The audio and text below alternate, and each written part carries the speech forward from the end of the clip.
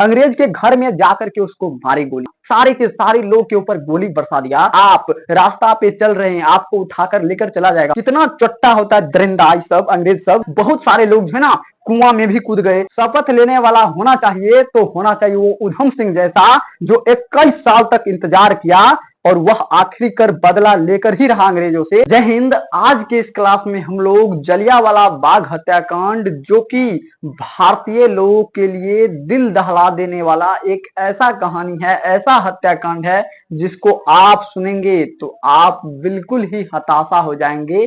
तो चलिए हम लोग आज के इस क्लास में ये जानने का प्रयास करते हैं कि आखिरकार जलियांवाला बाग हत्याकांड है क्या और रॉल एक्ट है क्या। जलियांवाला बाग हत्याकांड को बताने से पहले मैं आपको छोटा सा एक्ट के बारे में बताना चाहता हूं, जिसके विरोध में ये सारा का सारा कांड हुआ था।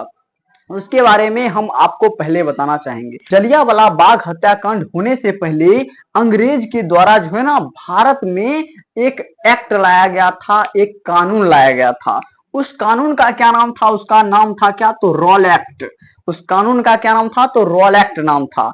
उसी को कब लाया गया था? तो भारत में वो लाया गया था 19 मार्च 1919 को। भारत में रॉल एक्ट आया था कब? तो 19 मार्च 1919 को। और इसके तहत ये ऐसा कानून था, ऐसा अंग्रेज सभी ने कानून को बनाकर भेजा था भारत में कि आप रास्ता पे चल रहे हैं, आपको उठाकर लेकर चला जाएगा पुलिस।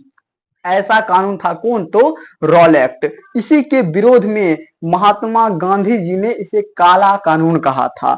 इसके रॉल एक्ट को इसी कारण से महात्मा गांधी जी क्या कहे थे? तो कहे थे काला कानून है। काला कानून महात्मा गांधी जी इसलिए कहे थे क्योंकि इसके तहत आपको यदि कोई पुलिस उठा करके लेकर चला गया तो आपका कोई भी दलील नहीं सुना जाएगा।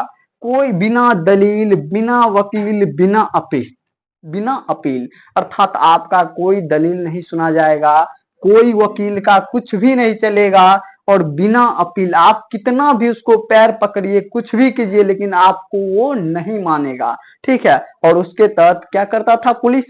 सभी को उठा करके जेल में जाकर के बंद कर देता था। इसी कारण से महात्मा गांधी जी ने इसे क्या कहा? तो इसे कहे थे क्या? काला कानून। ठीक है, कोई दिक्कत नहीं है। देखिए, अब देखिए महात्मा गांधी जी ने जब इसको काला कानून कहे तो ये सब जो ना अंग्रेज सब एकदम खबखबा गए। किसके ऊपर? तो महात्मा गांधी जी के ऊपर। अब देखिए 6 अप्रैल को महात्मा गांधी जी इसके विरोध में, महात्मा गांधी जी काला कानून रॉल एक्ट के विरोध में जो है ना 6 अप्रैल को क्या कर दिए? तो भूख हड़ताल कर दिए। देशव्यापी भूख हड़ताल पर बैठ गए। कौन? तो महात्मा गांधी जी। कब? तो 6 अप्रैल को। और 8 अप्रैल को 2 दिन के बाद ही महात्मा गांधी जी को अंग्रेज सभी ने उठा करके कहां पे बंद कर दिया? तो जेल में बंद कर दिया। महात्मा गांधी जी 6 अप्रैल को बैठे किस पे? तो भूख हड़ताल पे। और महज 2 दिनों के बाद जो है ना अंग्रेज सभी महात्मा गांधी को पकड़ लिए और उसको जाकर के कहां डाल दिए? तो जेल में जाकर के उनको डाल दिए।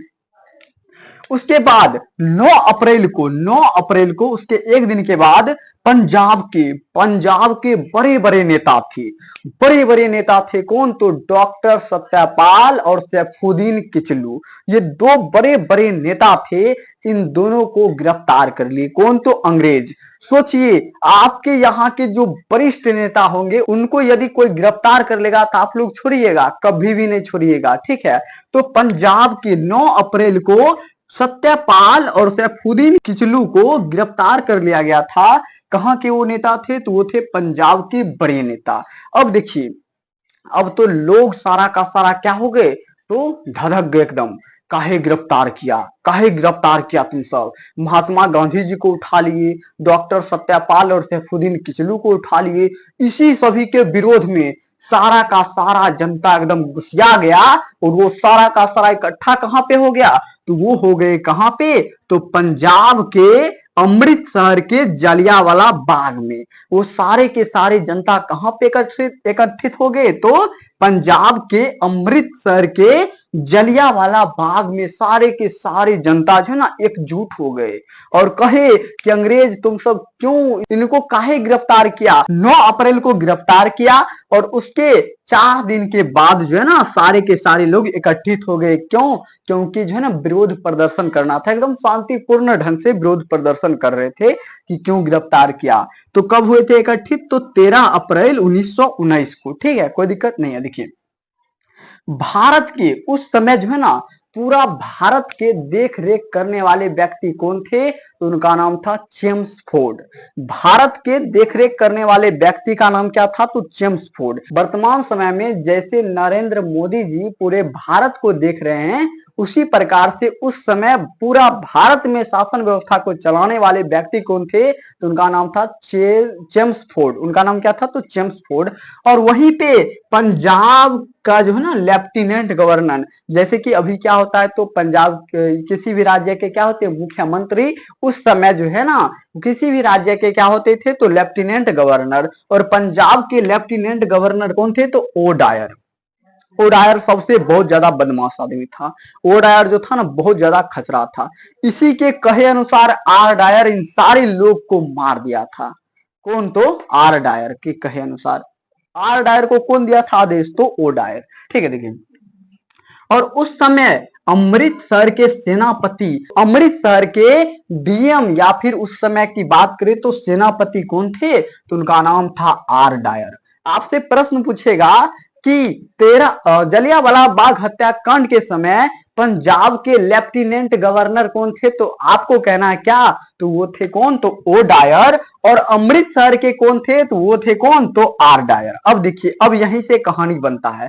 अब आपको समझ में आएगा कि आखिरकार जलियांवाला बाग हत्याकांड है तो है क्या। देखिए पंजाब के जो थे लेफ्टिनेंट गवर्नर ओ डायर ना, ओ डायर, उसके कहे अनुसार भारत के सभी लोग गए थे कहां पे इकट्ठित हुए थे? तो जलियांवाला बाग हत्याकांड में। वहीं पे भारत के एक बहुत बड़ा गद्दार व्यक्ति था जिसका नाम था हंसराज। हंसराज जो है ना चुपचाप जाकर के किसको आदेश दिया? ये खबर किसको पहुंचा दिया? तो पंजाब के लेफ्टिनेंट गवर्नर जिसका नाम क्या था? तो उसका नाम था ओ डायर। उसको जाकर के यह सूचना दे दिया कि सारे के सारे लोग जो है ना इकट्ठित हो गए हैं। अब ओ डायर जो है ना, ओ डायर कॉल लगाया किसको? तो वो लगाया किसको? तो आर डायर। क्योंकि अमृतसर के उस समय जो है ना सेनापति कौन थे? तो वो थे आर डायर। अब उसके पास कॉल लगाए और जो है ना बोले कि तुम जाओ और वहां पर जाकर के जितने भी लोग हैं सारे के सारे लोग को भूंज दो, सभी को गोली मार दो। ये आदेश दिया कौन? तो ये दिया था आदेश कौन? तो ओ डायर। अब बेचारा आर डायर क्या करेगा ना, वो तो करवे करेगा क्योंकि सेनापति है, बात मनवे करेगा लेफ्टिनेंट का ना। देखिए जो एनसीसी वाले होंगे ना उनको बेहतर से ये समझ में आ जाएगा क्या होता है लेफ्टिनेंट और क्या होता है सेनापति। ठीक है, जो छोटे होते हैं ना उनको जो है ना बात मानना ही पड़ता बड़े का, सीनियर का। ठीक है, देखिए उसी के अनुसार, इसी के कहे अनुसार जो है ना ओ डायर के कहे अनुसार आर डायर पहुंच गया कहां? तो सेनापति के लेकर के, सभी सेना को लेकर के, गोरखा रेजिमेंट का जो गोरखा रेजिमेंट का सेना था उस सारे के सारे को लेकर के जलियांवाला बाग में पहुंच गया। और उसमें जो है जलियांवाला बाग में मात्र एक ही गेट था और चारों तरफ क्या था? तो पूरा का पूरा बंद था, मात्र एक ही गेट था। अब ये सारा का सारा जो है ना, ये सारा का सारा अपना सेना को लेकर के आर डायर जो है, आर डायर वो अपने सेना को लेकर के सारा एकदम तैनात हो गया और सारे भारतीय लोगों को कहे, वो उसमें जो सम्मिलित थे, कहे कि आपके पास महज 3 मिनट का समय है, जिनको भी भागना है वो भाग जाओ। ठीक है, ऐसा बात कहा कौन? तो आर डायर, क्योंकि वह था क्या? तो सेनापति। उसने कहा सोचिए आपकी इतना बड़का जो है बाग है, इतना बड़का, और चारों तरफ से क्या है? तो गेट बंद है, कैसे भागेगा? बड़ा बड़ा दीवार था, कैसे वो कूद कर भाग जाएगा? नहीं हुआ। इसमें एक कुआं भी था, बहुत सारे लोग जो है ना कुआं में भी कूद गए, लेकिन इसके ऊपर दीवार पे नहीं चढ़े। और तो और गेट से भी कैसे निकलते? ये सब एकदम खरा था ना, कैसे निकलता गेट से? कैसे निकलते ये सभी गेट से? सब एकदम खड़े थे गेटवे पे। और उसके बाद 3 मिनट खत्म हुआ और सारे के सारे लोग के ऊपर क्या कर दिया? तो गोली बरसा दिया, सारे के सारे लोग के ऊपर गोली बरसा दिया। और सारे के सारे लोग इधर उधर ऐसे ऐसे भागते रहे। बहुत सारे लोग कुआं में जाकर के, कुआं में गिर करके अपना जान बचाना चाहे, लेकिन वो नहीं बचे। सोचिए ऐसा हाल कर दिया था यही अंग्रेज सब। कितना चट्टा होता है दरिंदा सब अंग्रेज सब कि भारत के उतने मासूम लोग को, उतने छोटे छोटे बच्चों को नहीं छोड़ा। सारे के सारे लोग को क्या कर दिया, तो भूंज दिया गोली के माध्यम से। ऐसा होता है अंग्रेज सभी। देखिए अब जो है ना, जब इसको को मार दिया तो इसमें एक बच्चा बच गया था जिसका नाम था उधम सिंह। एक जो है ना बच्चा बच गया, उसका नाम था उधम सिंह। और उधम सिंह ने देखा कि हमारे जितने भी भारतीय लोग हैं वो सारे के सारे लोग को अंग्रेजवा मारा है, तो वहीं पे खड़ा हुए और राख उठाए वहीं के, ठीक है, वहीं के मिट्टी उठाए और वो शपथ लिए कि मैं तुम्हें नहीं छोड़ूंगा ओडायर। क्योंकि ओडायर ने ही क्या दिया था, तो आदेश। और उधम सिंह ने मिट्टी उठा करके यह शपथ लिया कि हम तुमको नहीं छोड़ेंगे, तो नहीं छोड़ेंगे, जहां भी जाओगे वहां पे हम जो आकर के तुमको गोली मार देंगे। कौन यह शपथ लिया था, तो उधम सिंह, भारत का एक छोटा सा बच्चा था, ठीक है। वो एकदम सपना देख लिया कि हमको जो है ना खत्म करना है किसको, तो ओडायर को। क्योंकि बहुत सारे भारतीय लोग को जो है क्या कर दिया था, वो सारा का सारा, तो सारा का सारे भारतीय लोगों को तहस नहस कर दिया था, गोली मार दिया था इसी कारण से।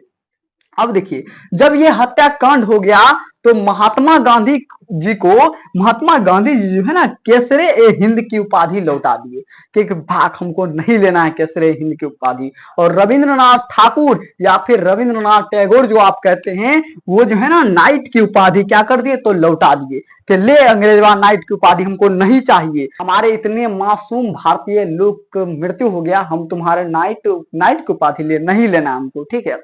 ये बात कौन कहे, तो रविंद्रनाथ ठाकुर जी। और महात्मा गांधी जी किस चीज की उपाधि लौटा दिए, तो केसरे हिंद की उपाधि। और रविंद्रनाथ ठाकुर जो है ना वो किस चीज की उपाधि लौटा दिए, तो नाइट की उपाधि। अब देखिए जब ये सारा का सारा कांड हो गया, जैसे कि आपके गांव में भी कोई घटना होता है तो उसके बाद क्या होता है, पंचायती होता है, उसका रिपोर्ट आता है ना। तो इस जो जलियांवाला बाग हत्याकांड हुआ था, तो इसमें जो है ना 2 आयोग आया था, ठीक है, जांच आयोग, जांच करने के लिए आया था। कितना आयोग, तो 2 गो, जिसमें सबसे पहला था अंग्रेज वाला और दूसरा था भारतीय वाला। अंग्रेज वाला आयोग का नाम क्या था, तो हंटर आयोग। और भारतीय आयोग का नाम था मदन मोहन मालवीय आयोग। हंटर जब आयोग है ना स्थगित हुआ, उसके तहत बताया गया कि वो डायर एकदम निर्दोष व्यक्ति है। सोचिए अंग्रेजवा चोट्टा इतना बड़का कांड कर दिया, कह रहा है कि ये वो डायर एकदम निर्दोष थे। और इसमें जो है ना भारत के मात्र 3 व्यक्ति और वहीं पे अंग्रेज के 5 व्यक्ति सम्मिलित थे। कुल मिलाकर के उसमें 8 व्यक्ति थे। सोचिए जिसमें भारत के मात्र 3 व्यक्ति को लिए और वही अपने यहाँ के 5 व्यक्ति को लिए। जांच आयोग के तहत जितना भी भारत के थे जांच आयोग में सम्मिलित व्यक्ति, उनका कोई बात नहीं सुना जा रहा था, सिर्फ अंग्रेजों का बात सुना जा रहा था। उनका कोई हुकूमत नहीं चलता था और अंग्रेज का ही हुकूमत चलता था, ऐसा था आयोग। और हंटर आयोग ने बताया कि उसमें कुल मात्र 379 व्यक्ति का मृत्यु हो गया। सोचिए ऐसा हंटर आयोग था। इतना चोट्टा होता है, इतना खचरा होता है कौन, तो अंग्रेजवा सब। मात्र 379 व्यक्ति का नाम लिया, इतना ही व्यक्ति का मृत्यु हुआ किसमें, तो जलियांवाला बाग हत्याकांड में। सोचिए इतना खचरा था ये सब, इतना कम कर दिया। और मदन मोहन मालवीय जो है ना, क्या तो आयोग, उसने बताया कि ओ डायर है ना बहुत एकदम खचरा था, उसको दोषी बनाया गया। लेकिन उनके बात को, इन आयोग की बात को कोई मान्यता नहीं मिली और अंग्रेज के ही आयोग को क्या मिला, तो मान्यता मिला। सोचिए ऐसा था। और आपको हम बताए कि यहाँ पर जब जलियांवाला बाग हत्याकांड हुआ था तो उसमें एक छोटा सा बच्चा था जिसका नाम था क्या, तो उधम सिंह। आपको हम ये बताए ना, तो ये जो है ना उधम सिंह वो 21 साल के बाद 21 साल तक हुआ रहा क्या, तो इधर उधर काम धाम करके क्या खरीदा, तो एगो पिस्तौल गोली खरीदा, ठीक है, बंदूक एक खरीदा। और वह 21 साल के बाद जो है ना 1940 में वो डायर को क्या कर दिए, तो मार कर खत्म कर दिए।